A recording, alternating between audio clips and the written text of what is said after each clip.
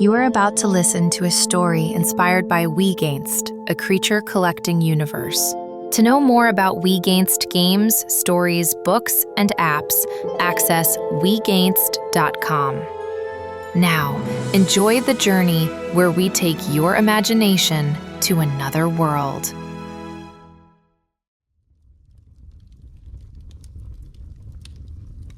For the past 20 years, my life has been rope.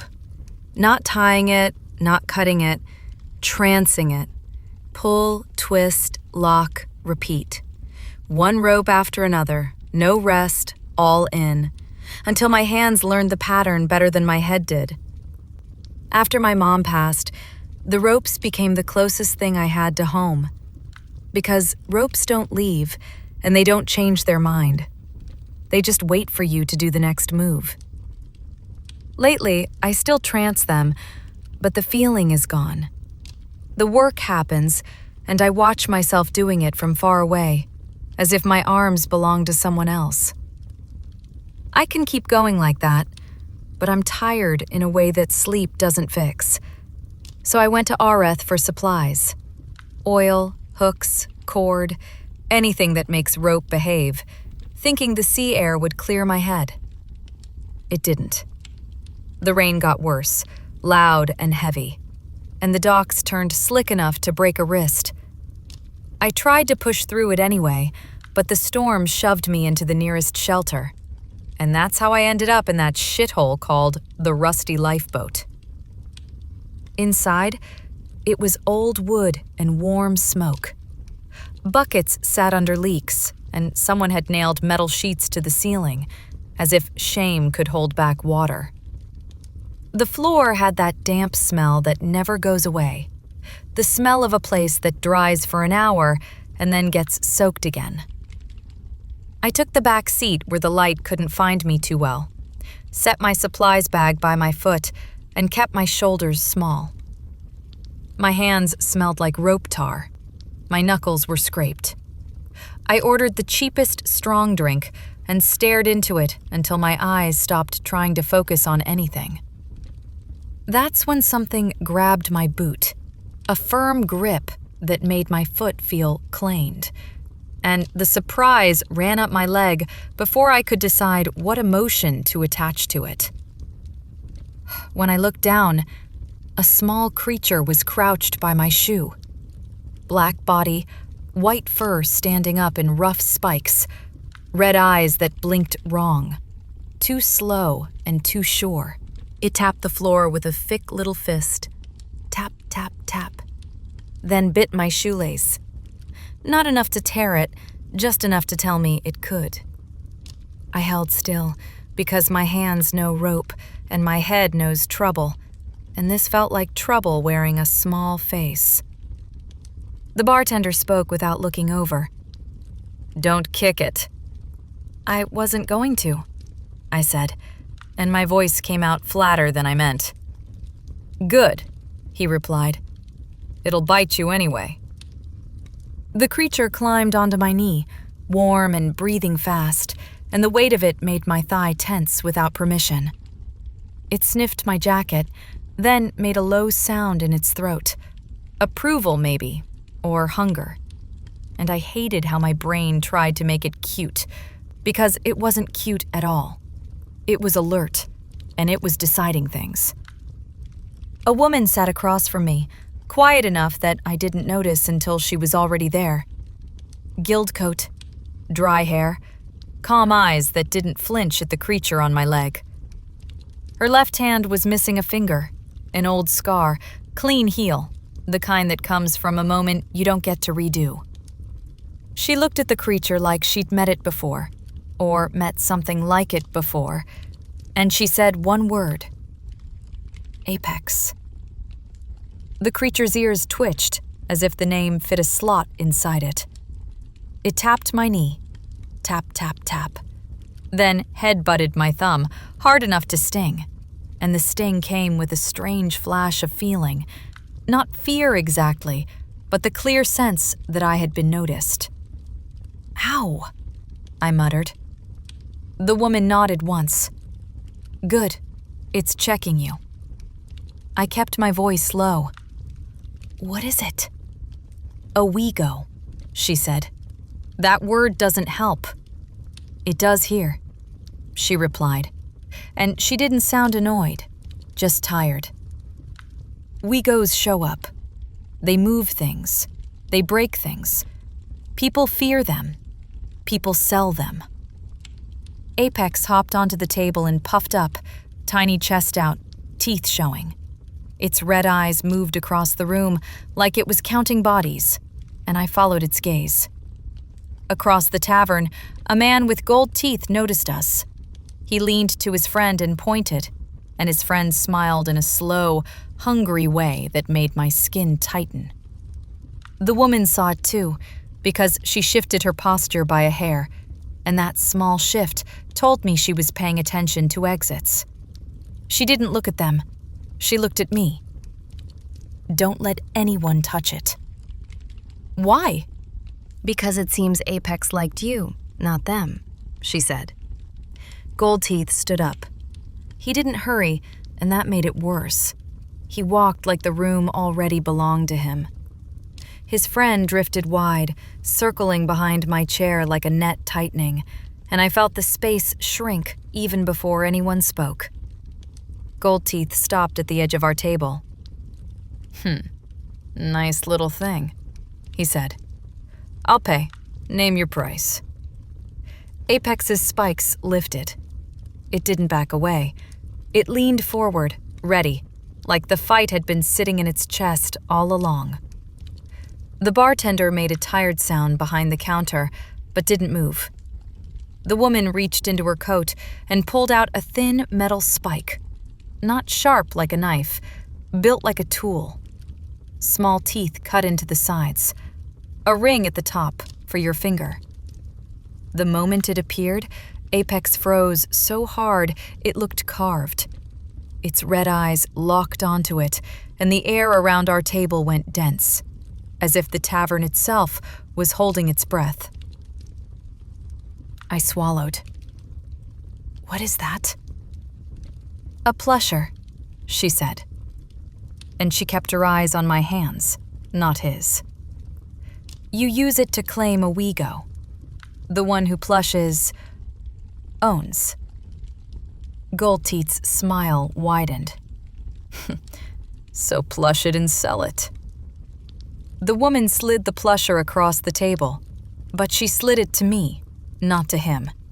And that simple move felt like a line drawn on the floor. "Not him," she said. "If he gets the plusher, he'll do it himself. And if he does it himself, Apex is his." Apex made a low sound, and it wasn't fear. It was disgust. Gold Teeth reached for the plusher anyway, quick now, impatient, and Apex exploded off the table. It hit his wrist like a thrown stone. Teeth found skin. Claws found grip. Gold Teeth yelped and tried to fling it off, but Apex didn't cling like an animal. It moved like a fighter, letting go at the right moment, landing low, then snapping back in to bite again. A stool scraped, a cup shattered.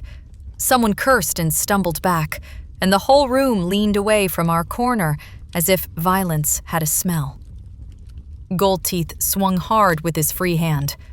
Apex ducked, sprang, and head-butted his knuckles with its skull like it was made of iron. Gold Teeth hissed, shook his hand, then grabbed a bottle and raised it. The friend behind me lunged in. I felt fingers clamp my shoulder, and my body reacted before my brain did. I twisted, the way I twist rope when it tries to slip, and my chair leg caught his shin. He stumbled, and I brought my elbow back into his ribs. It wasn't clean, but it landed, and the air left him with a wet grunt. Apex saw the bottle rise. It launched straight at Gold Teeth's face. Gold Teeth caught it midair, fingers crushing into Apex's small body, and Apex screamed. A real sound that made my stomach drop.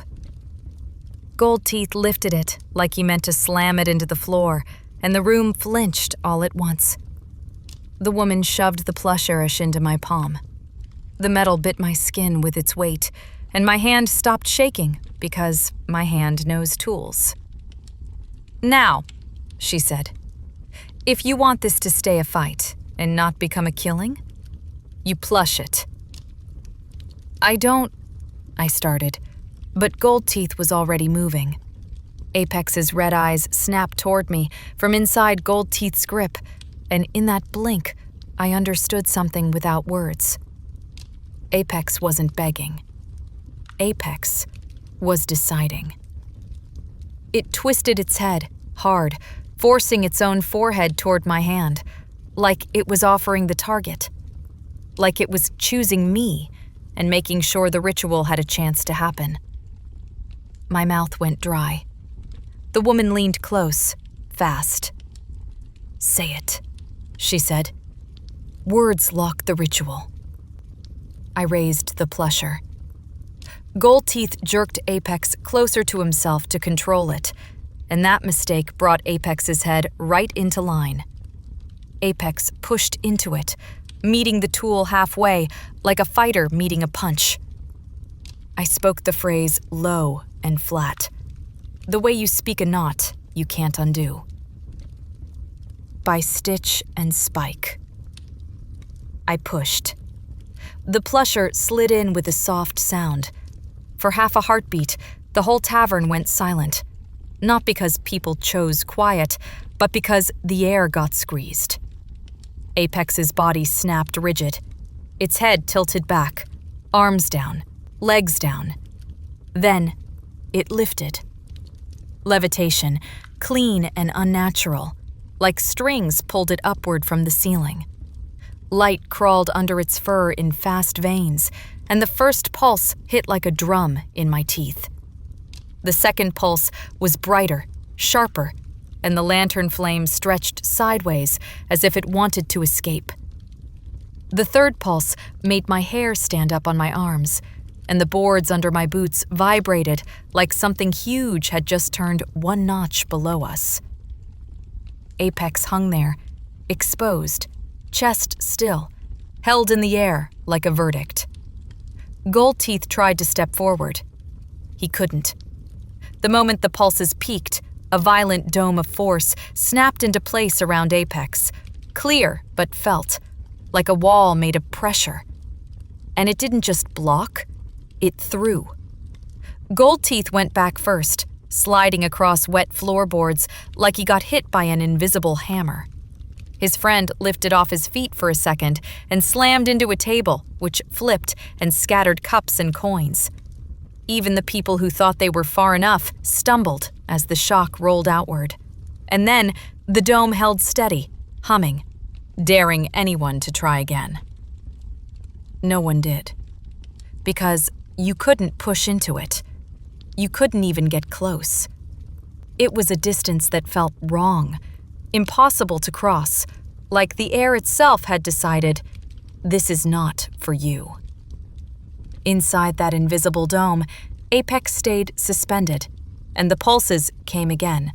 Smaller now, tighter, like locks clicking shut one after another. With each pulse, the red in its eyes softened, not into kindness, but into acceptance. It wasn't surrender. It was consent, given on its own terms. And then, like a switch flipping at the end of a long pull, the life in its muscles went quiet. Apex dropped. Not falling like meat, falling like fabric. It turned into a plush midair and hit the floor with a soft thump that sounded too small for what had just happened. The dome shattered in a snap. Wind rushed back in. Noise rushed back in. People gasped like they'd been underwater. The plush Apex didn't stay on the floor. It slid across the boards, fast, straight. Like something invisible yanked it by the chest, and it landed in my hands without me reaching for it. Warm with leftover heat, heavy with a silence that didn't belong to toys. Off. Paused. Stand by. Apex's eyes were still angry, but there was nothing moving behind them right now. Just a strange aura, like the air around it remembered the pulses. Gold Teeth sat up, stunned, rubbing his jaw as if it had been hit, even though nothing touched it. He stared at the plush in my grip, and his face changed. Greed came back first, then fear. He laughed once, short. "So it's a plush now. Easy." The woman's voice cut in. "Easy to hold, not easy to own." Pfft. Gold Teeth spat on the floor. "What if I steal it?" "You can steal fabric," she said. "You can't steal claim." She paused.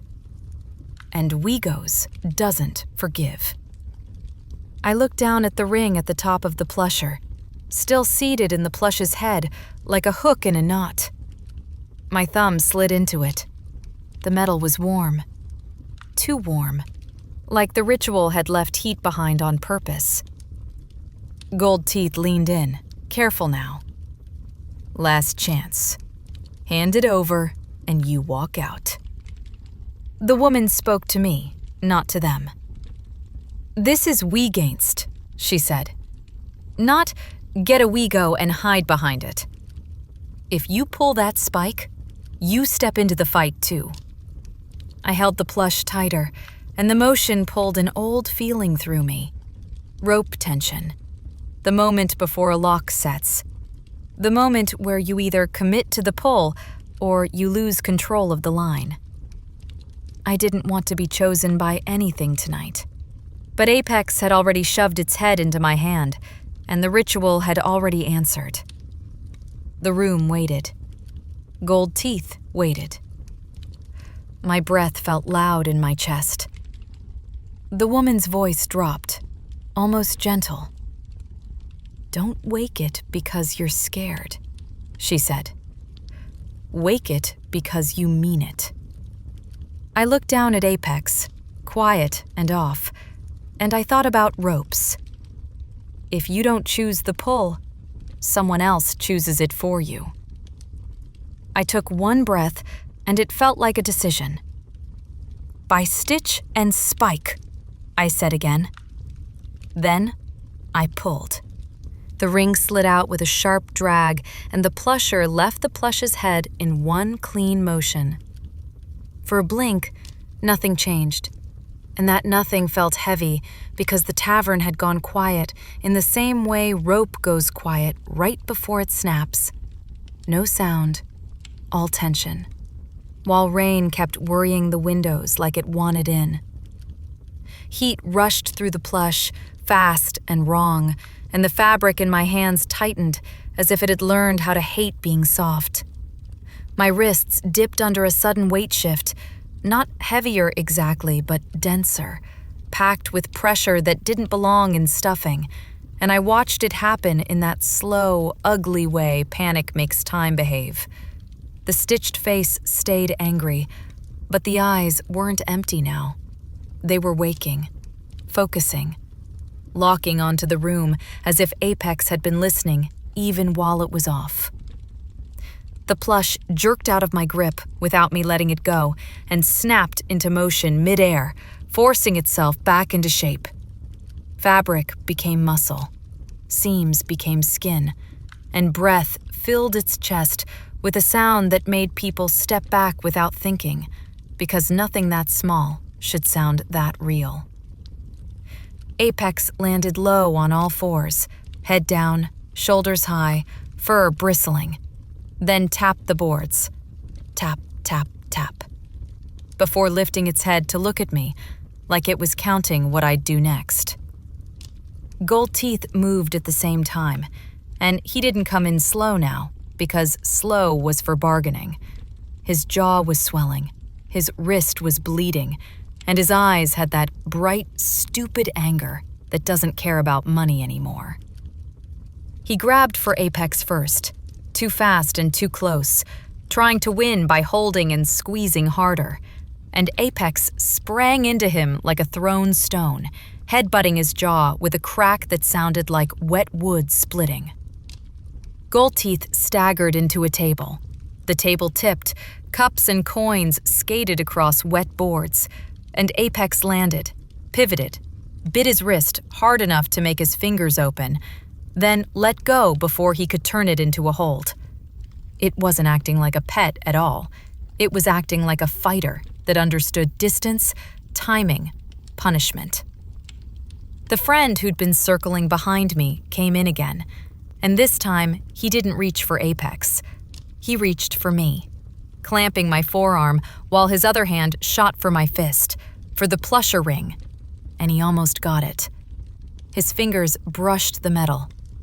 For a blink, I felt the tool shift in my grip, and the cold thought cut through me clean.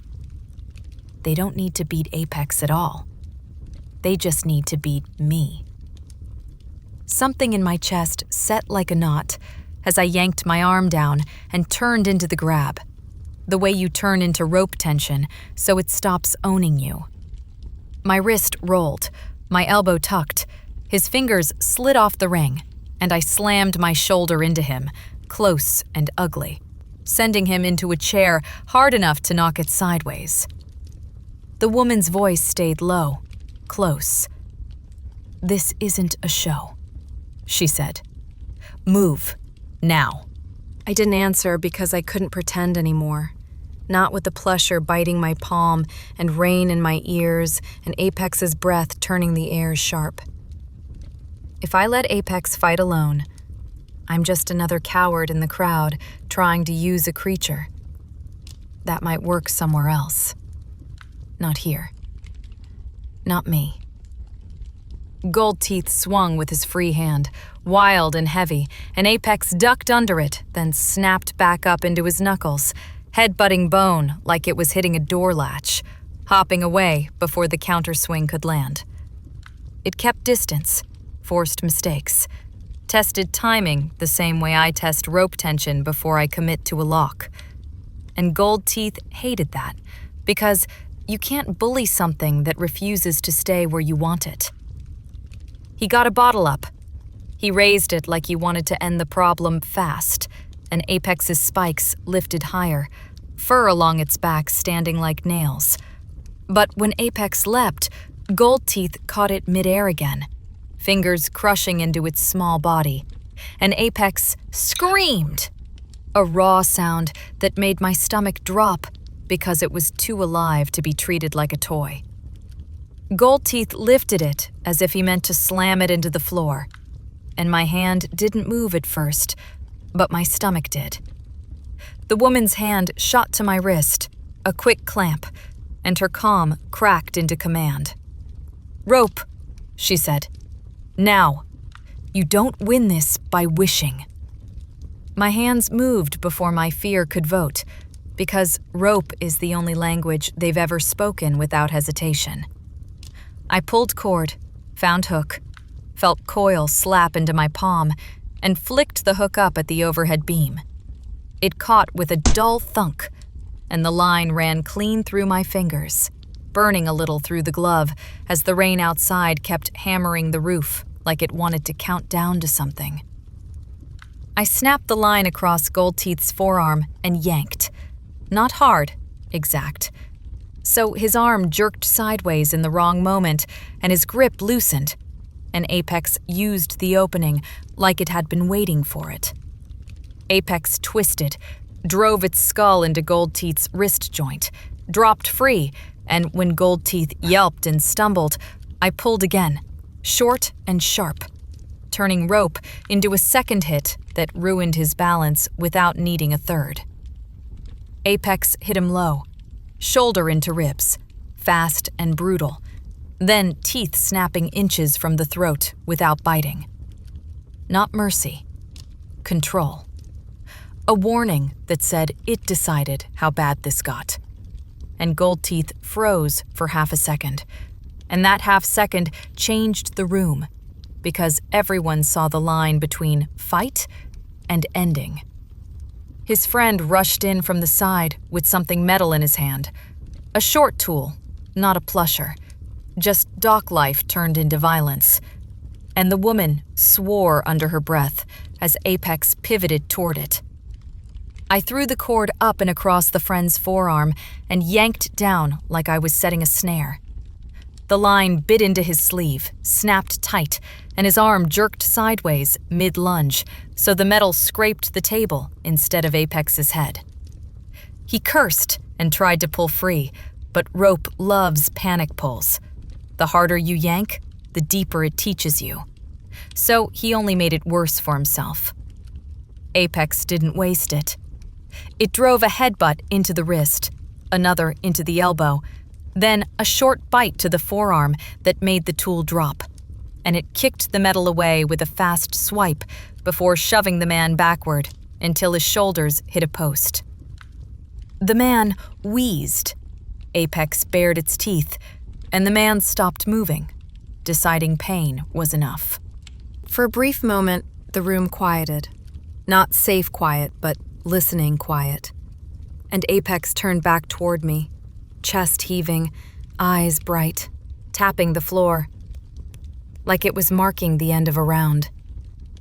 Gold Teeth coughed, spat, and stared at me with hate that had learned my shape.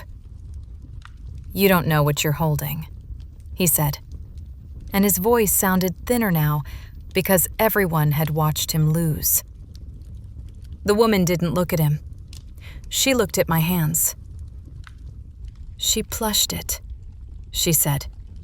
And the words were wrong, even as they left her mouth, because the room knew who held the tool, who spoke the phrase, who pushed. "That's enough. The rest is just violence."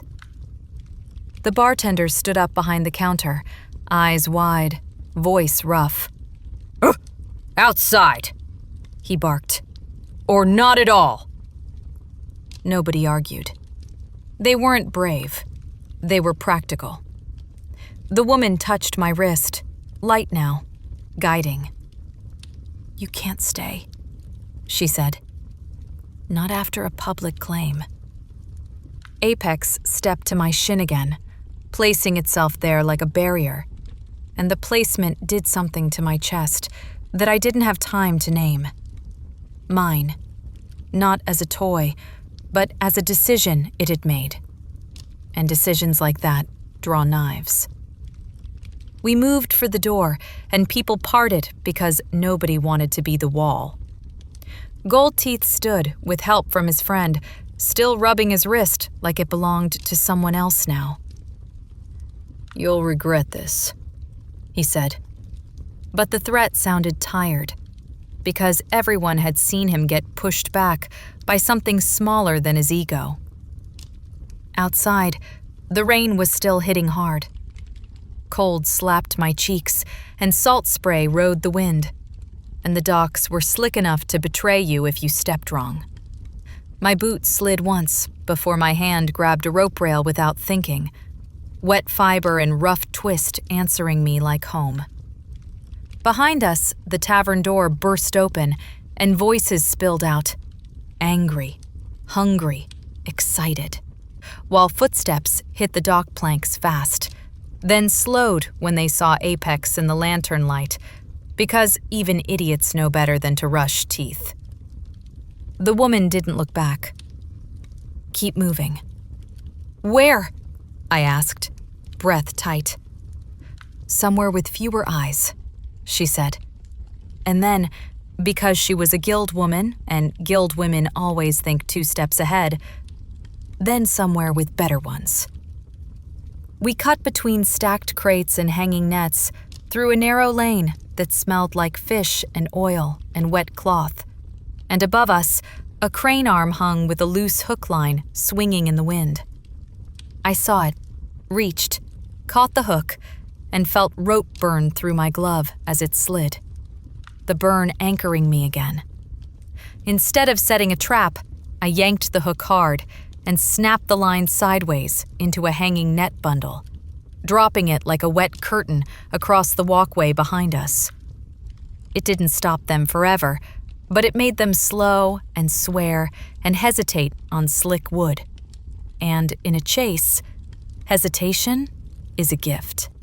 Apex sprinted beside me, low and quiet, then leapt up onto my bag strap like it was using me as a moving perch, looking over my shoulder, tracking the chase, tapping the strap, softer than before, a signal tucked inside the run. We reached a corner where the dock narrowed and the lantern light thinned, and the woman slowed under a sagging awning and lifted her hand. We stopped in shadow that wasn't safe, but was less public. My chest hurting, my throat tasting like metal, my hands shaking now that the pull was over, the way they always shake after a long trance, while Apex didn't shake at all. It stood in front of me, bristling, watching the lane we'd come from, breath steady, body ready, acting like the fight wasn't finished because it knew something my tired brain didn't want to accept. In Oreth, being alone is a short road to losing something. Maybe your mind, maybe your life, maybe both. I whispered, "Why did it choose me?" The woman kept her eyes forward. "Sometimes they choose," she said. "Not because you're special." "That's worse," I muttered. "It means you're readable," she replied, and the rain filled the space she left between words. "And it means your life just got louder." Footsteps returned, slower, cleaner, not the messy rush of bar thugs, and the woman's jaw tightened by a hair. And that hair was enough. A figure stepped into the mouth of the lane, lantern behind them, face mostly shadow. They didn't shout. They didn't run. They raised one hand, open palm, and the calm in that gesture made my stomach drop. Authority. Apex growled low, tension thick in the air, and the figure's eyes didn't go to my face first. They went to my hands. Tar in the lines, burn in the glove, the way I held the plusher like it belonged there. "Rope hands," the voice said, like it was my real name. Then the gaze slid to Apex, still bristling in front of my shin. "Keepers don't run in Oreth," the figure said, calm as a verdict. "Not if they know what they are doing." Apex tapped the boards once. Just once. And I understood that the tavern fight was the easy part. Then I tightened my grip on the plusher and didn't run. Rain hit the dock lane like thrown gravel, hard enough to sting my cheeks, and the wind pushed salt into my teeth. The awning above us snapped and dripped in slow ropes of water. Beneath it, the boards were slick with fish slime and old oil, and every breath tasted like wet wood and smoke that never fully left the harbor. The figure in the lantern backlight stepped closer, slow and sure, like the wet ground couldn't betray them. Two others moved with them, not loud, not eager, just placed wide enough to make the lane feel smaller. Their boots didn't rush. Their hands stayed near their coats. That calm was the threat. Apex stood at my shin, low and bristling, red eyes fixed forward. He didn't bark. He didn't fidget. He tapped once. Tap. And held still, the way rope holds right before it takes a load. My throat went tight anyway. The lead figure's gaze slid from my hands to Apex and stopped there, like they were looking at a person, not a creature. "You woke him in a public room," they said. "You walked him out into rain. You dragged him across half the docks." I didn't answer. My jaw was locked so hard my teeth ached. The guild woman beside me, dry coat, calm eyes, shifted her weight a hair. It was nothing, and it was everything. A signal. A warning. The lead figure reached into their coat and pulled out a thin strip of metal. Not a knife. Flat. Stamped. It looked like a tag you'd nail into a crate. "Name," they said to me. "Keeper's name." Keeper. The word landed like a hook in soft flesh. I started, and my voice came out rough, swallowed by rain. "You did," they cut in. Not loud, just final. "Claim's not a story. It's a lock." Apex's spikes lifted, and his mouth pulled back, teeth showing. He didn't move forward, but he didn't move back either. He made a low sound in his chest, and the sound vibrated in my ribs. The lead figure didn't flinch. "If he bites someone now," they said, eyes still on Apex, "they don't hang him. They hang you." Cold slid down my back under my jacket, and it had nothing to do with the rain. One of the side figures angled a step, cutting off the wider dock path behind us. The lane stopped being a lane and started being a knot tightening. The guild woman's voice stayed low, close to my ear. "Don't let them touch your hands," she said, "and don't let them touch his head." "Why?"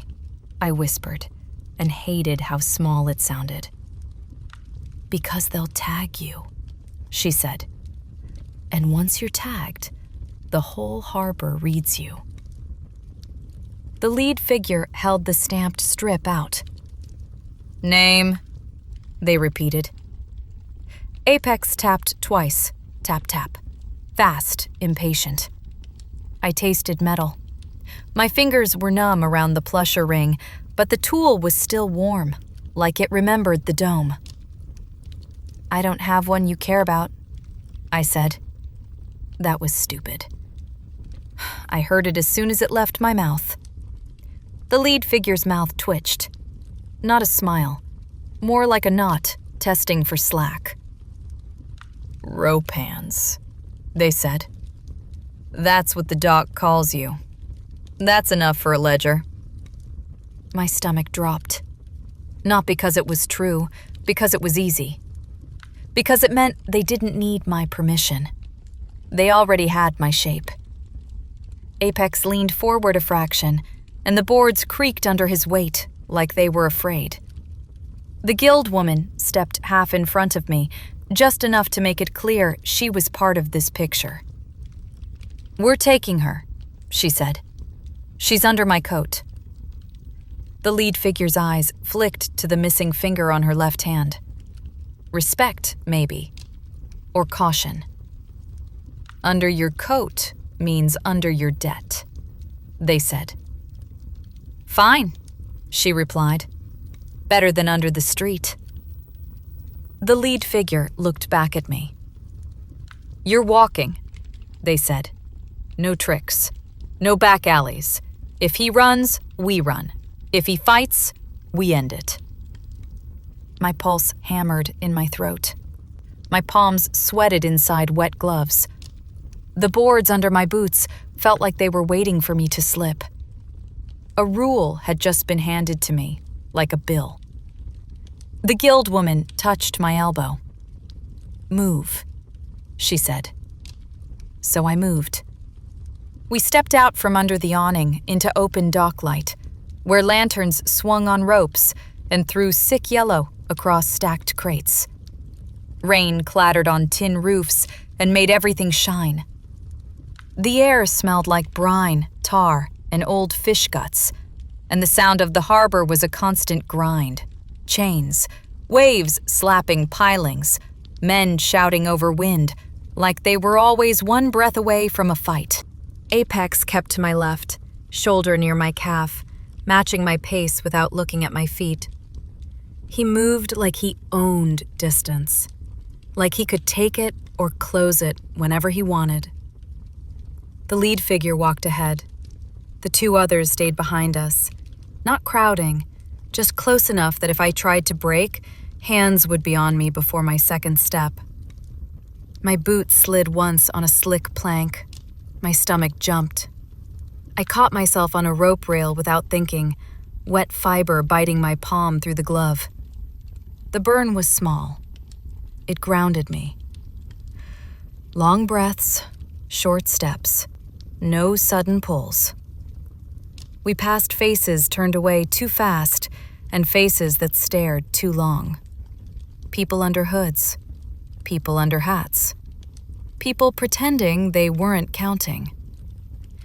Apex's red eyes met a few of theirs, and those eyes dropped. Not fear of a beast, fear of a problem. The lead figure stopped at a door set into a warehouse wall, low and plain, with a metal latch that had been filed smooth from too much use. They knocked twice. Not a question, a pattern. The door opened a crack. Warm air spilled out, heavy with oil smoke and damp wool. A hand waved us in. Inside, the sound changed. The rain became a muffled roar. The room was lit by one hanging lamp and smelled like wet rope, rust, and boiled tea. Coils of line hung from pegs. Hooks, gaffs, tools. Dock life laid out like a mouthful of teeth. It should have felt safe. It didn't. A woman sat at a table with a ledger and a cup that steamed. Guild coat, clean boots, hair pulled back tight like it didn't allow loose ends. She didn't look surprised to see Apex. She looked bored, like Apex was already a known weight. Her eyes went to me, then down to my hands. "Show," she said.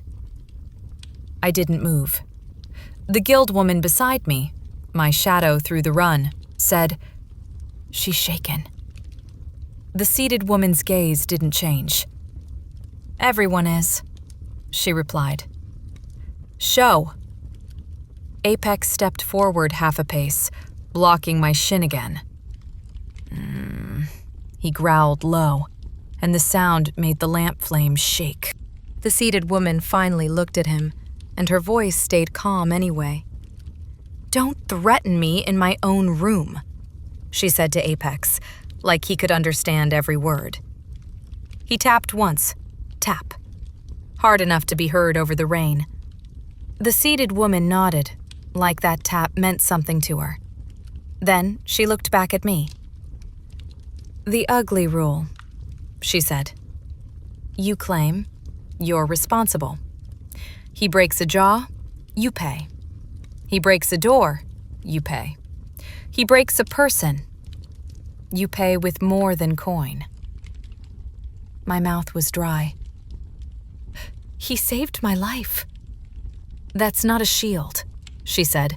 "That's a bill with interest." My stomach tightened so hard I felt it in my gut, low and sour. The seated woman reached under the table and slid something across the wood toward me. Not a contract, not paper. A braided cord. Thick, oiled, new. The kind of line you trust with a load. It had a small metal seal clasped around it, like a bite mark. "Protection," she said. "You wear it, people know you're covered. They don't touch you without touching us." I stared at it like it was a snake. The guild woman beside me didn't touch it either. "And the cost?" she asked. The seated woman took a sip of tea. "Training," she said. "Work. Debt." "Debt," I repeated, and it came out flat. The seated woman nodded once. "Apex isn't just teeth. He's value. Value draws hands. If you don't tie him down with a stronger line than hunger, hunger wins." Apex's head turned toward me.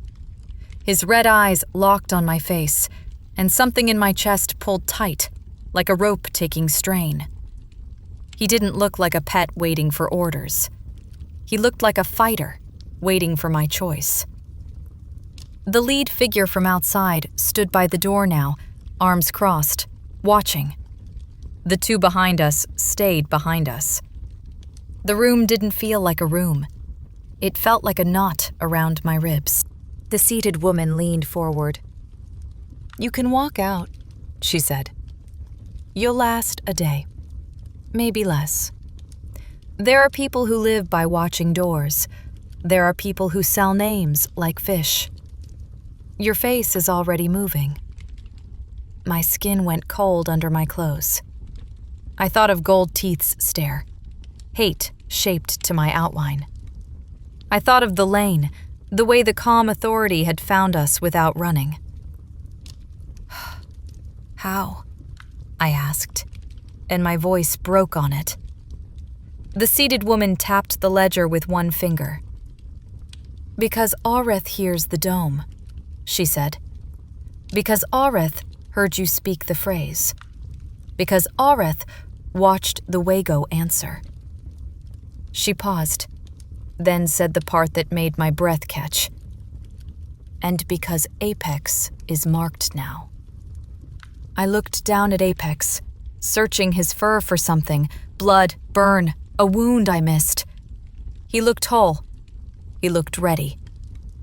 He looked like he could bite a man in half if he had the body for it. "Marked how?" I asked. The seated woman's eyes went back to my hands. "Claim leaves a trace," she said. "On you, on him. The right eyes see it. The wrong eyes smell it." The guild woman beside me spoke, quiet but sharp. "Say the rest." The seated woman didn't blink. "If you don't take cover," she said, "someone will try to take him. And if they can't take him, they'll take you. Keepers are easier to break than Wegos." Apex tapped 3 times. Tap, tap, tap. Fast. Angry. My stomach rolled. My fingers tingled. The plusher ring in my palm felt heavier, like it was tied to my wrist. "What does the cord mean?" I asked. "It means you belong to a line," the seated woman said. "A guild line. Lines don't snap easy because they're braided.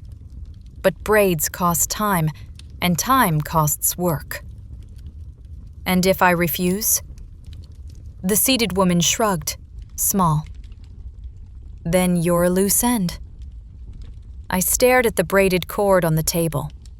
It was clean. It was strong. It was also a leash, no matter how they named it. Rain drummed harder on the roof. The lamp hissed. Somewhere outside, a chain clanged against metal with that dull, steady rhythm, like someone testing a lock. My lungs didn't want to fill all the way. Apex pressed his shoulder against my shin. Warm, solid, real. He wasn't asking to be saved. He was reminding me he was there. The guild woman beside me murmured, "This is the price." I looked at the cord again, and my brain did what it always did when fear made everything messy. It found rope logic. A line under load either held because you chose the right braid, or it failed because you pretended one strand was enough. I reached out. My fingers closed around the braided cord. Oiled fiber, firm twist. The metal seal was cold against my skin, and the cold jumped straight up my arm. "That seal is a trial," she said. "Your test is in the sack." The seated woman nodded, like she'd already written it down. "Good," she said. "Now the other rule." My jaw tightened. "There's more." "There's always more," she replied. She leaned back and lifted her chin toward the door. "Bring it in." The lead figure opened the warehouse door wider, and wind shoved rain mist inside. 2 people stepped through, carrying a wet sack between them, heavy enough that their shoulders worked. The sack thumped onto the floor, and something inside shifted like muscle, not fish. Apex snapped forward, fur rising, teeth out, the air around him turning sharp. I took one step back without meaning to. My boot hit a coil of line. The coil rolled. I caught myself on the table edge, fingers white, heart slamming. The seat's woman's voice didn't change. "Your protection starts tonight," she said. "You train, you work, you pass." She pointed at the sack. "Because by sunrise," she said, "someone is coming to see if you're worth the rope we tied to you."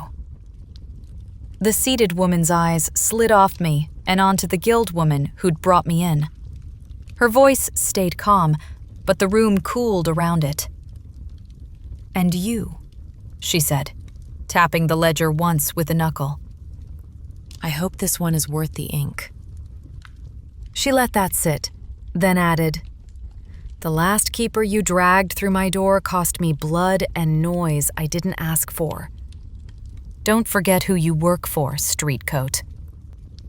The guild woman's jaw flexed, but she didn't look away. "I'm vouching for this one. I saw how the dome reacted for her," she said. The seated woman nodded, like she'd just heard a price. "Good," she replied. "Then you stand sponsor until sunrise. If she breaks, she pays. But you pay first." The lock turned from the outside. It wasn't a dramatic click. It was a simple metal sound that said a door had become a rule. The warehouse room they'd put us in was low and mean. Wet boards, one hanging lamp, ropes and hooks on the walls like teeth. The air held damp wool, oil smoke, and the sour iron stink coming off the sack on the floor. Rain drummed the roof steady, patient, like it didn't care who won. The sponsor guild woman stood on the far side of the door with her hand on the latch for a second longer than she needed. Street coat under a bigger coat, missing finger scar catching the light. She didn't look at me like a friend. She looked at me like a debt she was tired of paying. "You don't get help," she said. My throat went tight. "You're leaving?" "I'm not allowed in," she replied. And that was the worst kind of truth. If I step through that door, it's not a test, it's a rescue. They want to know what you do when no one is watching. Apex pressed into my shin, warm and solid, spikes half lifted. He didn't tap. He held still, the way rope holds when it's about to take load. "What am I supposed to do?" I asked, and hated the thinness in my voice. The sponsor's eyes flicked to the plusher tucked in my jacket. "Not that," she said. "If you plush tonight, you buy a lifetime of trouble you can't afford." Her gaze slid to Apex. "And if he kills, you both pay." "How do I win?" "You don't," she said. "You last."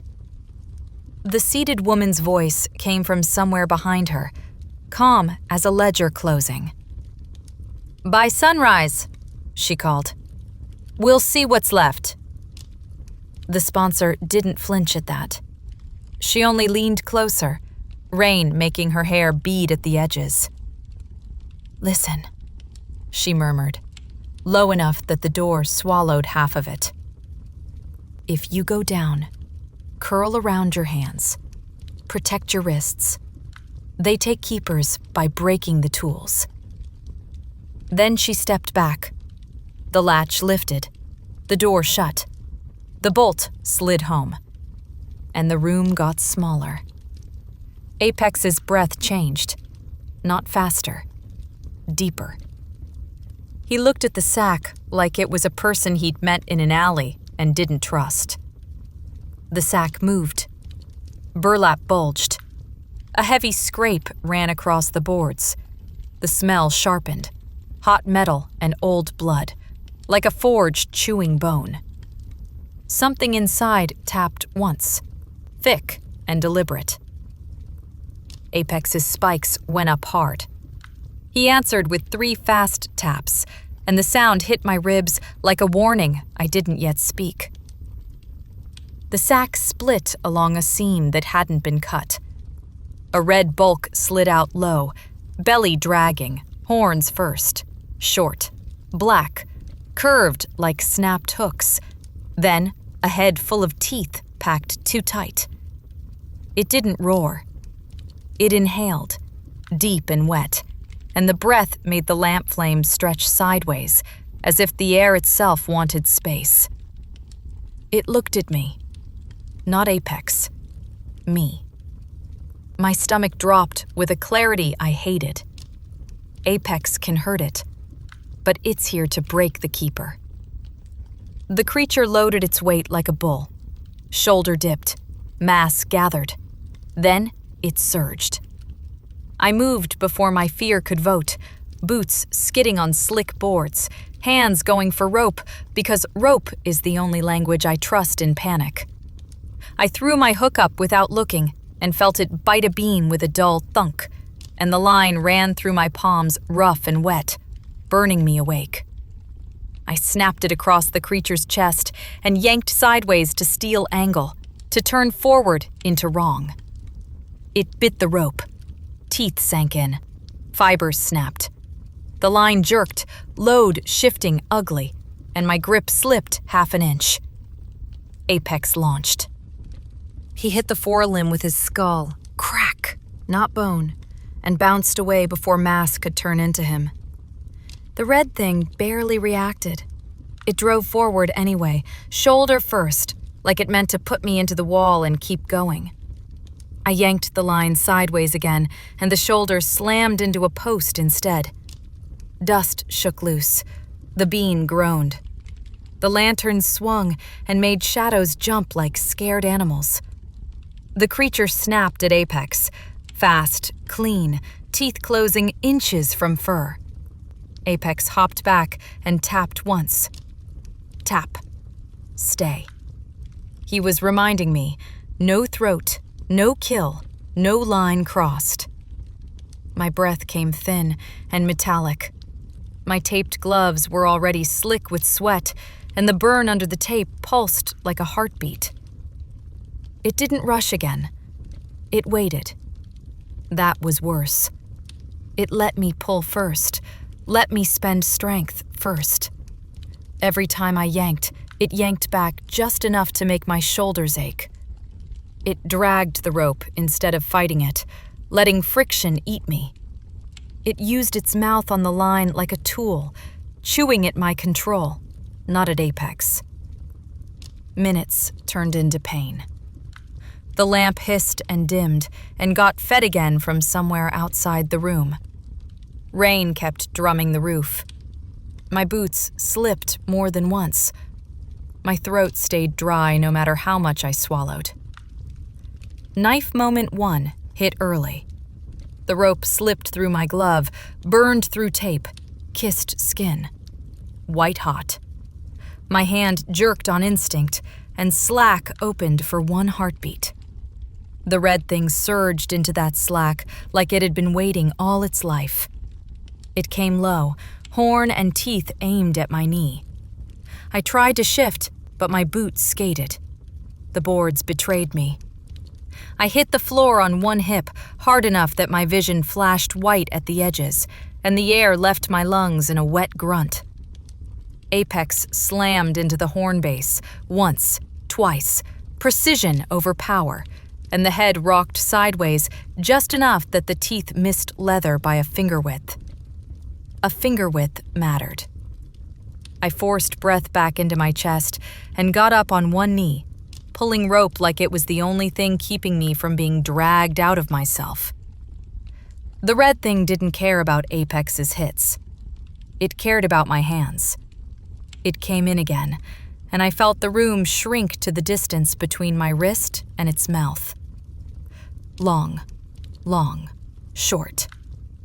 I refused to give it that distance. I circled.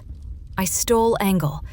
I fed rope and took rope back, letting the line punish panic pulls the way it always does. When it drove forward, I gave it sideways. When it turned sideways, I gave it down. I used posts and nets and slick floor like they were part of the knot I was trying to set. Hours crawled by in ugly pieces. Apex's taps became a language I learned with my body. 1 tap, hold. 2 taps, switch. 3 taps, move. He never spoke, but the rhythm kept us from slipping into instinct. Knife moment 2 nearly broke the rule. Apex leapt high, teeth flashing, throat right there. He wanted to end it. I saw it in his red eyes.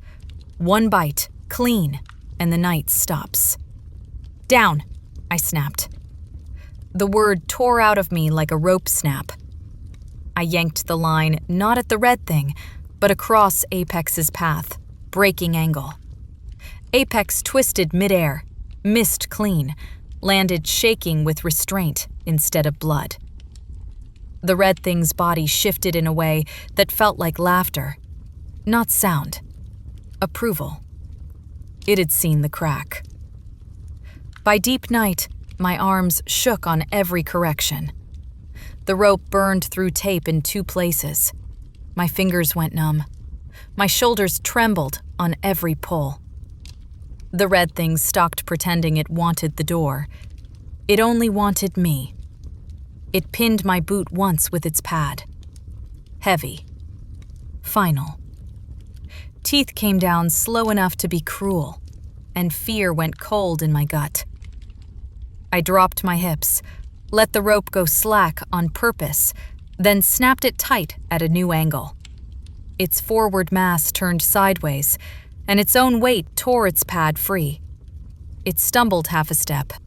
Half a step was everything. Apex hit the jaw hinge with a crack that made the head whip. He hit the horn base again. The slick boards betrayed the red thing just enough. It went down on one side with a thud that rattled my teeth. I moved in. Too slow. I felt it before I understood it. The red thing wasn't falling. It was rolling, using the down like a trap. Its head snapped toward me, and in that blink, I saw teeth and weight and certainty. Apex saw it too. He jumped between us without hesitation. The bite that was meant for my wrist landed in Apex's shoulder. The sound was wet. Wrong. Real. Apex screamed, and my stomach dropped so hard it felt like it tried to leave my body. The red thing shook once. Small, efficient, like it knew exactly how to ruin muscle without killing. An Apex hit the boards and skidded, fur raked, breath hitching. My hands went stupid. For half a heartbeat, everything in me wanted the plusher. End it. Claim it. Stop the night. I didn't. I couldn't. Not with Apex on the floor and the room already full of watchers in my head. The red thing turned its eyes back to me, like it had just proven a point. Keepers break when you touch what they love. My throat tasted like blood. I yanked rope anyway. I threw my weight into the line, tried to pin the head, tried to steal angle, but my arms were cooked and my grip was failing, and the red thing was too heavy and too patient. It dragged me a foot across the boards like I was a loose coil. My knee hit a nailhead. Pain flashed white. My hands opened. The rope slid free. And in that moment, the room became honest. The red thing surged, not to kill, to finish. It slammed me into the wall with its shoulder, hard enough to knock the air out of my lungs, and the impact rang through my ribs like a bell. My head hit wood. Stars burst behind my eyes. I slid down the wall into a heap, trying to curl around my hands like the sponsor said, but my arms didn't obey cleanly anymore. Apex tried to stand. He got halfway up, shaking, and fell again, breath tearing. The red thing stood over us. It didn't bite. It didn't roar. It tapped the boards once. Tap. Then it stepped away, slow and deliberate, and settled in the corner like a judge sitting down after a verdict. It watched us with those narrowed eyes, calm now, like it had decided we weren't worth finishing. That was worse than being killed. Time blurred. The lamp flame shrank. Rain softened into a steady drizzle. My body went cold in waves, then hot, then cold again. I lay with my cheek on wet boards, tasting oil and blood, listening to Apex's breathing hitch like it was counting down to something. Somewhere outside, harbor sounds changed. Fewer shouts, more chains. Morning routine, waking up like nothing happened. Then the bolt slid. The lock turned. The door opened. Cold daylight spilled in, sharp and clean, and it made the room look even worse. Rope lines scattered like broken thoughts, gouges in the boards, blood in thin smears. My hands raw and swollen. Apex curled wrong on his side, with his shoulder rising and falling too fast. Boots stepped in, not rushing, judging. The seated woman entered first, ledger in her eyes, even if it wasn't in her hands. The sponsor followed behind her, face tight, guilt and anger braided together. Two others stayed in the doorway, like they were there to keep the room from spilling. The seated woman looked at the corner. The red thing was sitting there, calm as a problem contained. She looked at me, then at Apex. Her mouth didn't move much when she spoke. "Broken," she said, like she was writing a word. The sponsor's jaw flexed. She didn't look at me for long. The seated woman crouched beside Apex, not touching him with her bare hand. She used a tool, flat metal with a hooked tip, to lift fur, check the bite, check the damage. Apex flinched and tried to rise, a low snarl vibrating his chest, but he couldn't get his legs under him. He tapped once, weak. Tap. Stay. It wrecked me. The seated woman straightened. "He can't walk," she said. "And you can't keep what you can't carry." My throat scraped. "He's mine." "Claim is yours," she agreed, calm. "Custody isn't." The word custody hit like a punch because it was so clean, so practical. Not theft, not betrayal. Accounting. One of the doorway figures stepped in with a padded lockbox, iron-latched, stamped with a guild seal. The sight of it made Apex's fur lift in panic. He tried to crawl toward me. I tried to move. My arms didn't answer. The sponsor finally spoke, voice rough. "Don't fight them," she said. "Not now." "Don't," I croaked, and it came out like a broken rope sound. The seated woman looked down at me like I was a load she'd decided to shift. "You failed the first run," she said, "which means you don't walk out into daylight with him." Her gaze slid to the corner where the red thing sat. "That one taught you the rule you didn't want. Keepers are softer than Wegos." Apex made a low sound and dragged himself a few inches anyway, teeth bared, ready to bite anyone who came close. The seated woman didn't flinch. "If he bites now," she said, eyes on Apex, "you lose him for longer." That stopped my breath. Apex froze, not because he obeyed her, because he heard the weight in the words. The sponsor crouched beside me for the first time since the door closed. Her eyes were glossy but hard. "I'm sorry," she whispered, and it wasn't comfort. It was a promise of what she'd do next. The seated woman pointed. "Plush him," she said to one of her people. They approached Apex with a tool I hadn't seen before. Thin, metal, ringed. Not a plusher, something built for control. Apex bristled and tried to snap, but the tool clicked near his head and the air around him tightened. Not a dome, something smaller and meaner. Apex's muscles went rigid for a heartbeat, and then his body softened like a puppet with cut strings. He dropped into plush. The silence of it hurt more than the scream. They lifted him like an object, not careless, professional. The lockbox opened with a soft metal sigh. They set Apex inside. The lid closed.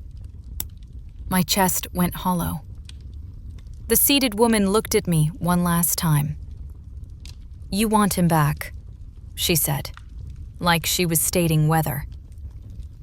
"Yes," I whispered, and the word shook. "Then you earn him back," she said. "Or you take him back." Her eyes narrowed a fraction. "But if you take him back, understand this. You won't be taking a toy. You'll be starting a war you can't unstart." They carried the lockbox toward the door. Apex didn't tap anymore. He couldn't. The sponsor stood, watching them go, shoulders squared like she was counting steps.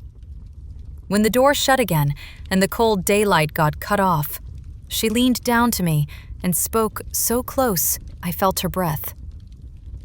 "Don't cry," she said. "Save it." I stared at the spot where the lockbox had been, my hands twitching uselessly, my wrist seal cold and heavy. My voice came out low and flat, like a knot you set with hate instead of calm. "I'm going to take him back." Then I went for the lockbox. My body didn't agree with the idea.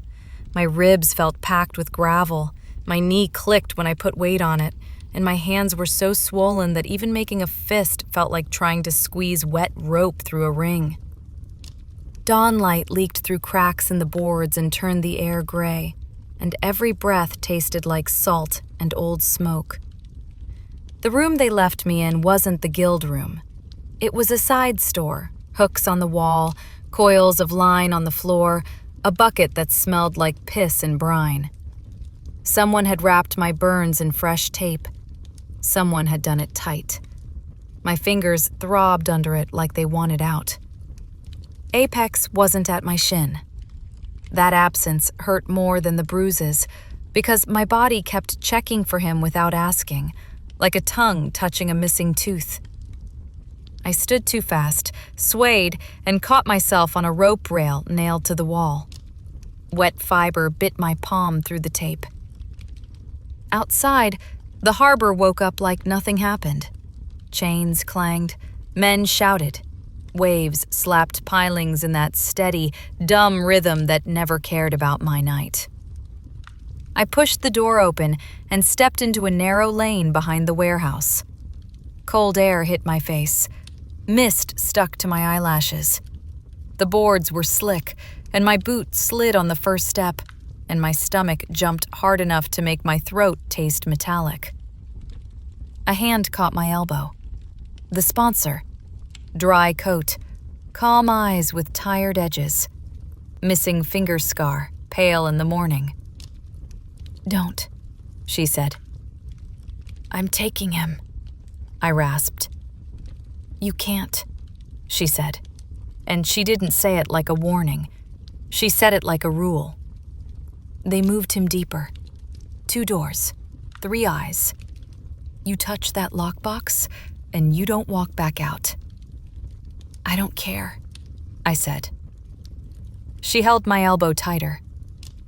"You do," she replied. "Because if you die here, Apex stays in a box until someone finds a way to use him. My throat closed. My jaw ached from clenching. The lane felt too narrow, like the walls were leaning in. "Where is he?" I asked. She glanced toward the main dock lane. "On his way," she said. We moved to the mouth of the lane and watched from behind a stack of crates that smelled like fish oil. The boards out there shone wet.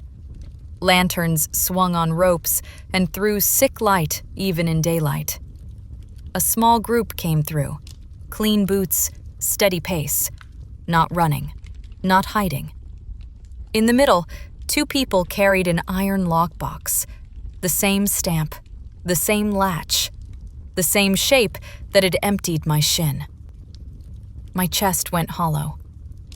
I stepped out. The sponsor yanked me back so hard my shoulder popped with pain. "Not like this," she hissed. I stared at the lockbox as it passed, my legs twitching like they wanted to chase. I could almost hear Apex inside, even though I knew that was my head being cruel. One of the clean boot people turned their face slightly, like they felt eyes. Their gaze swept the crates. It didn't land on me. It didn't need to. It landed on my sponsor's coat and the missing finger scar. They kept walking. The sponsor exhaled slowly. "They know," she murmured. "They already wrote you." "What do I do?" My voice cracked on the last word. I hated it. She looked at me for a long second, then said the part that made my stomach drop. "You go back in," she said. "You take their deal." "I don't have a deal," I spat. "You will," she replied. "Or you'll watch that box leave the harbor." The dock sounds kept grinding. The lockbox disappeared into a warehouse door that shut with a soft, final thunk. My hands shook. My burns pulsed. My mouth filled with spit like my body was about to puke. The sponsor leaned close. "They're going to collar him," she said. "Not to own him. To own you." I swallowed hard. "And the key?" She nodded once. "Hangs on her throat." My stomach turned cold. Then the sponsor said it, quiet and ugly. "If you want him breathing by tonight, you become useful." I stared at the shut door until my eyes hurt. Short decision. I went back. Inside the guild room, the air was warmer and smelled like boiled tea and wet rope. The lamp hissed above the table. The seated woman sat like she'd never moved, ledger closed, cup steaming. Her calm was the most violent thing in the room. Then I signed the deeper debt. The paper was damp at the edges. The pen scratched like a nail on wood. My hands shook when I put my mark down. Not from fear alone, but from swollen fingers and sleep that never happened. The sponsor stood by the door, silent, jaw tight, not allowed to speak unless spoken to. The seated woman didn't look at my face. She looked at my hands. "You want him back," she said. I didn't answer. She nodded anyway. "You get Apex back," she said. "You do one job. You don't run." A box sat near her boots. Iron latch. Stamped seal. My chest tightened just seeing it. She hooked a finger under the latch and flipped it open. Apex lay inside in plush form, still and wrong, like a heart turned off. Next to him was a collar. Thick metal ring with a small housing on one side, neat as a tool. A wire ran into the clasp. It didn't look like a leash. It looked like a fuse. My breath caught. She lifted Apex out with both hands, careful like she was holding value, not kindness, and set him on the table. Then she slid the collar toward me. "Put it on," she said. My fingers didn't want to move. They moved anyway. The metal was cold enough to sting. I opened the clasp and felt the spring tension fight me, like it wanted to bite shut. Apex was still plush, soft and heavy in my palms, and wrapping bomb metal around his neck made my ribs ache. "Don't," the sponsor whispered behind me. The seated woman's eyes flicked up. "She will." I wrapped the collar around Apex's plush neck and snapped it closed. Click. Small sound. Big damage. The seated woman leaned forward just enough for me to smell tea and oil deep in her coat seams. "You break domain," she said. "You try to disappear. The collar ends him." My mouth tasted like pennies. "Ends him how?" "Spectacularly," she said, like she was talking about a barrel fire. "Don't make me clean him off my boards." A long breath wanted to turn into a sob. I swallowed it back. A key hung on a chain at her throat. She let it catch the lamplight on purpose, then tucked it back like bait. "You earn that," she said. "What's the job?" I asked. My voice came out flat. She set a sketch on the table. Rough lines, clear shape. A skull-shaped chest rig. A mouth port thick as a fist. Straps like ribs. Even drawn on paper, it looked like trouble that had learned how to smile. "Skull missile launcher," she said. "Chest slot. Single heavy." I stared at it until the lines blurred. "Who has it?" "Rival leader," she said. "He likes to show it. He thinks it makes him untouchable." "And you want it," I said. "I want it," she corrected. "You steal it." The sponsor shifted behind me. A small protest sound caught in her throat and killed there. The seated woman's voice stayed calm. "Do it clean," she said. "No fires. No crowd. If you bring authority down on us, I won't need the collar. I'll hand you over myself." My pulse hammered in my throat. She watched me for a beat, then said it soft, like advice.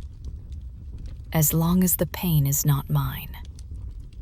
The words slid into my head like oil. Outside, dawn was wet and gray, and the docks shone like they were freshly skinned. Mist stuck to my hair. Salt sat on my tongue. Every surface waited to betray a careless foot. Apex rode in my arms in plush form, collar cold against my wrist when it bumped. I hated carrying him like cargo. I hated worse that I'd agreed to it. The sponsor walked beside me because the deal made her useful again. "Outer lane by the crane," she said. "They move it early." We moved through stacks of crates and hanging nets. My knee complained on every step. My hands throbbed inside tape. The harbor smelled like brine, tar, and old fish guts, and the sound never stopped.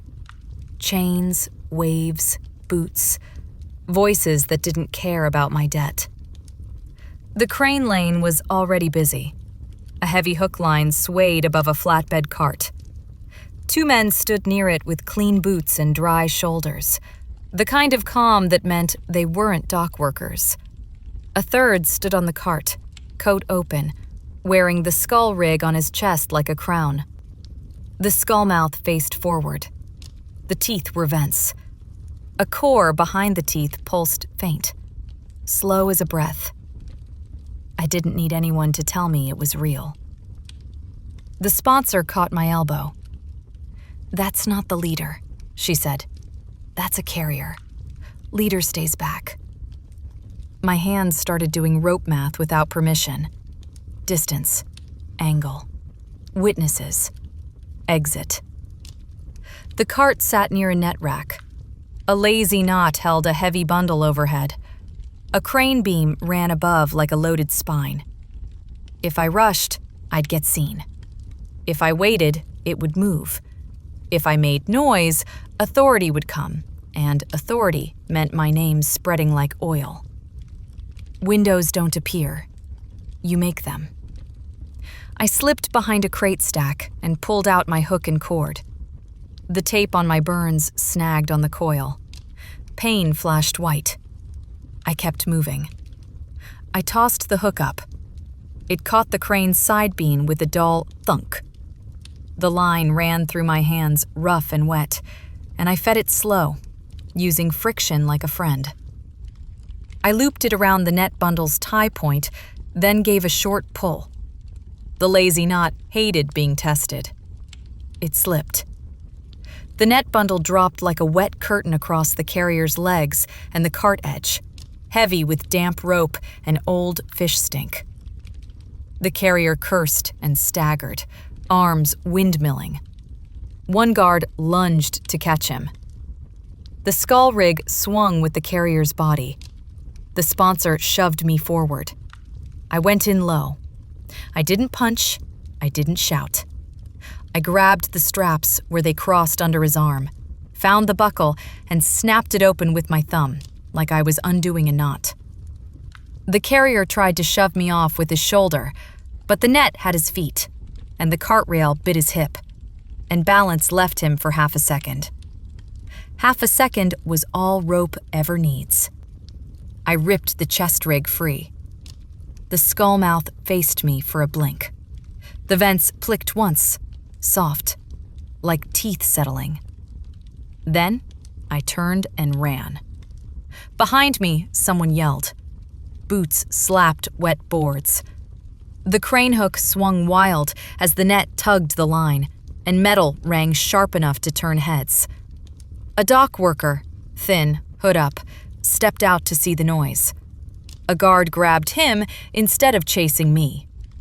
The kid's hands went up, palms out, confusion all over his face as his day turned into blame. I saw it over my shoulder. My stomach rolled. I kept running. We cut into a side lane under an overhang that smelled like fuel and wet wood. My lungs burned. My knee buckled once and held.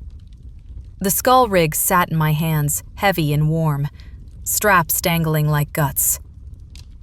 "You got it," the sponsor said. I stared at the lane behind us, thinking about the worker kid being dragged somewhere he didn't understand. The sponsor's eyes stayed hard. "Don't," she warned. "That's not your line." I looked down at Apex in my arms. Plush, collar, silent. It was my line now. We ducked into a tool shed with no window and one weak lamp. Rust stink bit my nose. Hooks hung on nails. Coils of rope lay in piles like sleeping snakes. I set Apex down on my belt and laid the skull rig on the bench. Up close, it was uglier. The skull face wasn't decoration. It was structure. The mouth port was thick and scorched around the edges, like it had eaten heat 100 times. The straps were built to take recoil. The core behind the teeth pulsed, slow, steady, dumb as a heart. "It fires one heavy," I said. The sponsor nodded. "Slow, big, backblast." My hands remembered the key glinting on the seated woman's throat. My hands remembered the collar clicking shut. I touched the mouth port. Warm metal, oil smell, smoke baked into it. The sponsor watched me. "Don't get clever," she said. I didn't answer. I reached for the side plate screws. They were shallow, meant for quick maintenance. I turned one with a flat tool and felt it resist, then give. The plate came free with a soft scrape. Inside was a guide channel, a firing tube, and a baffle that directed pressure forward. Simple. Brutal. Built like a cannon you wore on your ribs. I thought about rope. A knot doesn't care why you tie it. If you thread it wrong, it holds wrong. If you flip one loop, the load turns and bites you. I loosened the baffle plate and rotated it just enough that forward pressure would catch instead of slide. I slipped a thin shim of metal under the brace so the tube sat offline by a hair. Not enough to stop the shot, enough to send it home. The sponsor grabbed my wrist, hard. "Stop," she said, voice shaking now. "If she dies, she put a bomb on his neck," I said. My voice came out calmer than I felt. She already chose. The sponsor stared at my hands like she didn't know me. I put the plate back on and tightened the screws. My fingers shook when I cinched the last one. I wiped sweat on my sleeve. The skull rig sat quiet, waiting. It would fire. It would just fire wrong once. Back in the guild room, the lamp hissed like nothing in the world had shifted. The seated woman waited with her ledger closed, key still on her chain. "Set it down," she said. I set the skull rig on the table. Her eyes lit quick, greedy. She didn't touch it right away. She watched me, testing for fear, guilt, lies. I gave her nothing. She reached out and ran her fingers across the skull's teeth fence. Click. Soft habit. "Single heavy," she said. Yes. She lifted it and strapped it on herself without help. The straps crossed her back. The skull face settled on her chest, mouth aimed forward. She turned slightly, like she wanted me to see her wearing war. "You did well," she said, and it sounded like a joke. Then she primed it. The skull vents opened a fraction. The rig hummed low. The lamp flame stretched sideways for a blink, like the air sensed heat coming. My stomach clenched. My palms went wet under tape. I stayed still. "We test," she said. She raised her chin toward a clear section of wall and put her finger on the trigger plate under the skull jaw. The sponsor made a small sound behind me, like she wanted to pull me back through time. I didn't move. The seated woman fired. The skull mouth coughed once, deep and heavy, a sound that hit my chest like a fist. A slow missile pushed out. Then the pressure caught wrong, and the whole shot snapped backward into her ribs with a brutal thump that folded her like a cut line under load. The blast stayed tight, but it still threw her chair back and knocked the ledger off the table. She hit the floor hard. Smoke curled from the skull mouth. The room went silent in that squeezed airway. Not chosen quiet, but stunned quiet, brains hunting for a rule that fit. The keychain snapped when she fell. The key skittered across the boards. I dropped. My knees hit wet wood. Pain flashed. I didn't care. I grabbed the key, fingers fumbling, tape slipping, metal biting skin. I turned to Apex and jammed it into the collar clasp. It resisted. My hands shook harder. I forced it. Click. The collar unlocked. The metal ring loosened. Heat rushed through Apex. Fabric tightened. Then muscle took over.